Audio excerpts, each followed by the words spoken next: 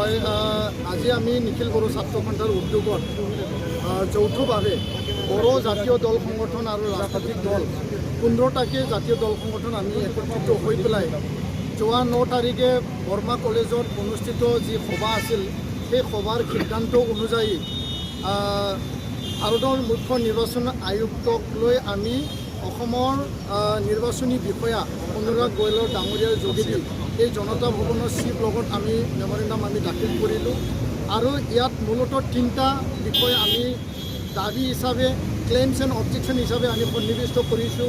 প্ৰথম কথাটো হ'ল যে ওদালগুৰি নামেৰে বিটিআৰৰ অন্তৰ্গত 6টা বিধানসভা সমষ্টিক সামৰি পেলাই টাৰ্মিনাছ ডিফু যেনেকুৱা কাৰ্বি আংলং আৰু ডিমা হাছাও কৰা হৈছে 6টা বিধানসভা সমষ্টি।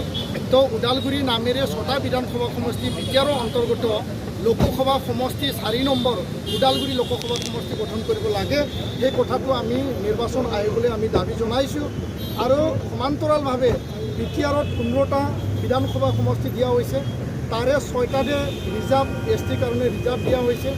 আৰু আমি দাবী জনাইছোঁ অতিৰিক্তভাৱে 4টা বিধানসভা সমষ্টি ৰিজাৰ্ভ কৰিব লাগে, যেনে ভেৰগাঁও, গোবৰ্ধনা, বিজনী আৰু বাওসুংগ্ৰী, আৰু 10টা বিধানসভা সমষ্টি ৰিজাৰ্ভ কৰিব লাগে বুলি আমি দাবী ৰাখিছোঁ।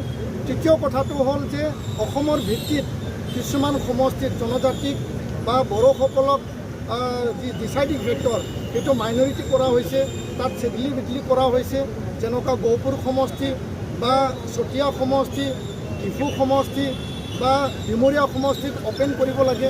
এনেকুৱা আমি কিছুমান দাবী আমি ৰাখিছোঁ, যাতে আমি একত্ৰিতভাৱে ৰাজনৈতিক অধিকাৰ সুৰক্ষিত ভৱিষ্যত আমি ৰখিব পাৰোঁ। বড়ো আন্দোলনৰ পটভূমি আছিল বড়োসকলৰ, জনজাতিসকলৰ ৰাজনৈতিকভাৱে সুৰক্ষিত কৰা, ৰাজনৈতিকভাৱে অধিকাৰ দিয়া, যাৰ কাৰণে এপচুৰ বডোফা উপেন্দ্ৰনাথ ব্ৰহ্মৰ আন্দোলন 6 বছৰ হৈছিল, BLT আন্দোলন হৈছে, NDP সশস্ত্ৰ আন্দোলন হৈছে, আৰু ইয়াৰ পিছত BSC, BTC, BTR শান্তি চুক্তি হৈছে বা ইয়াত মানে চুক্তি স্বাক্ষৰ হৈছিল। আৰু এই ৰাজনৈতিক অধিকাৰ আমি যাতে পাব পাৰোঁ, ৰাজনৈতিকভাৱে আমি সাংবিধানিক অধিকাৰ আমি যাতে পাব পাৰোঁ, তাৰ কাৰণে আমি নিৰ্বাচন আয়োগৰ এই ড্ৰাফ্ট খচৰাত এই যিখিনি ক্লেইমছ আৰু অবজেকশ্যন আছে সেই ক্লেইমছ আৰু অবজেকশ্যনখিনি আমি আজি দাখিল কৰিলোঁ। আৰু আমি আশাবাদী যে আহি থকা দিনত আমাৰ যিখিনি দাবী, আমাৰ বড়ো জাতি জনগোষ্ঠী বা বিটিআৰৰ অন্তৰ্গত সকলো জাতি জনগোষ্ঠীৰ যিখিনি দাবী নিৰ্বাচন আয়োগে শুনিব আৰু আমাৰ কথা তেওঁলোকে মানিব।